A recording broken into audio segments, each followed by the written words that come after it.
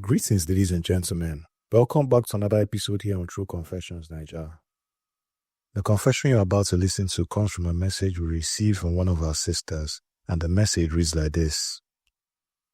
Good evening, Uncle Ori. How are you doing?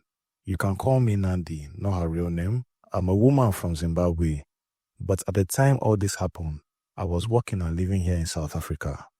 I have kept this story in my heart for many years. I was scared to talk, scared to be judged, scared that people would laugh at me or say I am crazy. But what I saw, what I heard, and what later happened, it still follows me. Uncle Ori, I am not writing this to convince anyone. I'm only confessing what I lived through. When I first came to South Africa, life was very hard. Very, very hard. I had no papers, no money, no proper place to stay. I was staying with my cousin's sister and her husband. At first, I was grateful, I truly was. At least I had a roof over my head, but slowly things began to change. I started to notice that the way my cousin's husband looked at me wasn't nice. You know that look that stays for too long, that look that follows you even when you turn your back. He never touched me, he never said anything directly, but I could feel it and I hated it. I made a vow to myself, no matter how hard life becomes, I will never sleep with any of my sister's husband. Never. But when he realized I would never give him what he wanted, everything changed. He became rude, cold, aggressive. Every small mistake became a big problem. Suddenly, my presence was causing fights in their marriage. Every argument between them somehow became my fault. Imagine living in a house where two people fight every day and you're just there, feeling like a burden, feeling like poison.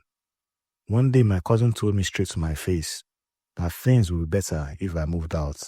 That broke me. That was the day I decided I'd rather suffer outside than stay where I was not wanted.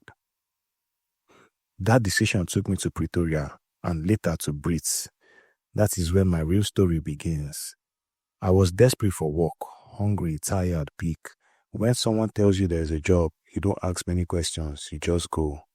But Uncle Ori, there are prices you pay in this life that stay with you forever. The man who connected me to my employer looked at me and said, I can help you, but nothing is free. I knew what he meant. That night, I lost a part of myself just to get the job. I still feel ashamed saying this, but I'm telling the truth. That is how I started working for a Somali man who sold second-hand clothes. At first, the job looked normal. We sold clothes in Marabastad. We traveled between locations, jackets, jeans, handbags, shoes, big bales of second-hand clothes. But there was something strange. Every time we opened a new bale, there was a smell. Not just the normal smell of old clothes. This smell was heavy, metallic, almost like blood. One day I asked my boss about it. He looked at me very seriously and said, You Christians don't know what you are playing with. That day, he told me a story that changed my life. He said, there was a time he stored some of clothes in his house in the plots. He had a big house, 3 garages. He thought it was saving money. But shortly after that, his children began to change. They would scream at night, cry without reason, fall down and shake. He showed me videos on YouTube of people praying, rolling, shouting.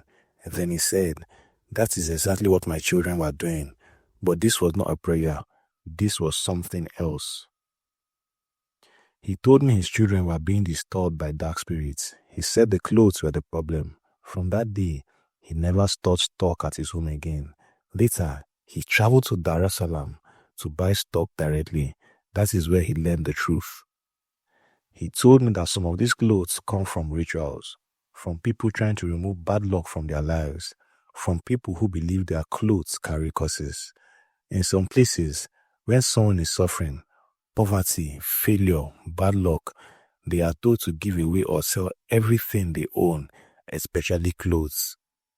Those clothes are mixed with others, sold in bulk, shipped to Africa, and whoever buys them takes everything that comes with them. Uncle Ori, I laughed at first, but then something happened. There was a woman I worked with. I call her Fifi. She was kind, hardworking, always smiling. She had a child back home in Zimbabwe that she loved deeply. After saving money, she decided to start her own second-hand clothing business. She sent clothes home for her mother to sell. I warned her. I begged her to be careful. She laughed and said, "Life is already hard. What more can happen?" Not long after that, her world collapsed. Her child passed away suddenly and tragically. I cannot explain how. I will not describe it, but it destroyed her. She changed overnight. That was the moment I knew some things are not jokes. I left that job, I left that province. I moved far away. Till today, I cannot buy second-hand clothes from the streets. I cannot touch them. I cannot wear them. Maybe people will say it's superstition. Maybe they will say it is coincidence. But Uncle Ori, I lived it. This is my confession.